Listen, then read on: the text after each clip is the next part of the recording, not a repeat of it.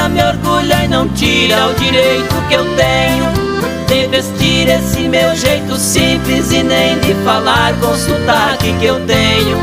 Eu sou filho de um homem da roça que com as mãos grossas pelo seu empenho fez de mim um caboclo educado, orgulhoso e honrado por vir de onde eu venho.